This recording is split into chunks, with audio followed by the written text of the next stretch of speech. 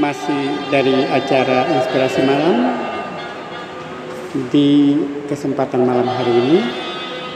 Inspirasi yang kedua yang saya bagikan bagi kita di malam hari ini dengan judul Dibayar dengan Segelas Susu.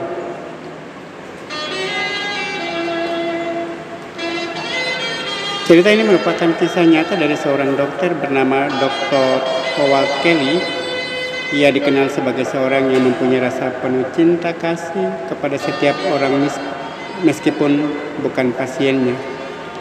Pendengar yang diberkati, suatu hari seorang anak lelaki miskin yang kelaparan dan tak memiliki uang memberanikan diri untuk mengetuk pintu sebuah rumah untuk meminta makanan. Keberaniannya lenyap saat pintu itu dibuka oleh seorang gadis muda. Ia tidak jadi meminta makanan dan hanya meminta segelas air. Pendengar yang diberkati, gadis itu tahu bahwa anak lelaki tersebut sebenarnya kelaparan, maka ia membawakan susu hangat segelas besar. Anak lelaki itu meminum susu itu secara perlahan, lalu bertanya, "Berapa harga susu yang menjadi hutangku?" "Kau tidak berhutang apapun," jawab gadis itu. "Ibu mengajarkan kami untuk tidak meminta bayaran atas perbuatan baik kami. Kalau begitu, aku sangat berterima kasih dari lubuk hatiku yang terdalam." Pendengar yang diberkati, tahun demi tahun berlalu, gadis itu telah tumbuh menjadi wanita dewasa, namun ia menderita penyakit kronis yang para dokter di kotanya telah angkat tangan terhadap penyakitnya. Ia pun dibawa ke rumah sakit di kota besar. Dr. Howard Kelly dipanggil untuk melakukan pemeriksaan medis. Howard Kelly mengenali wanita itu. Setelah memulai perjuangan panjang, wanita itu sembuh. Pendengar yang diberkati, saat menerima amplop tagihan dari rumah sakit, wanita itu ketakutan.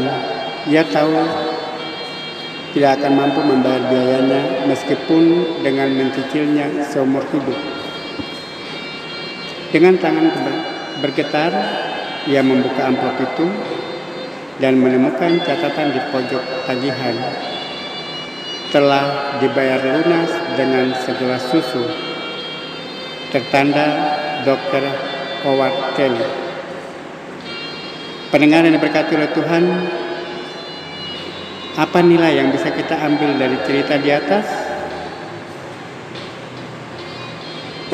Kisah nyata tentang Dr. Howard Kelly ini mengajarkan kepada kita bahwa kita tidak akan pernah tahu apa yang bisa dilakukan oleh orang yang pernah kita tolong sebelumnya.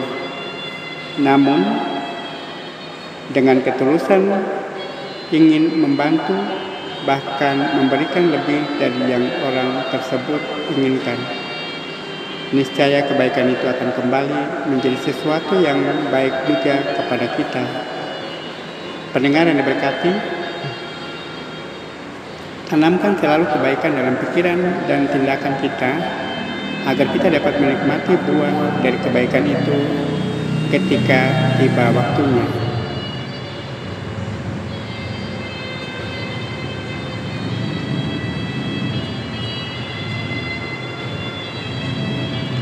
Pendengar yang berkati, demikian dua inspirasi malam saya bagikan di kesempatan malam hari ini.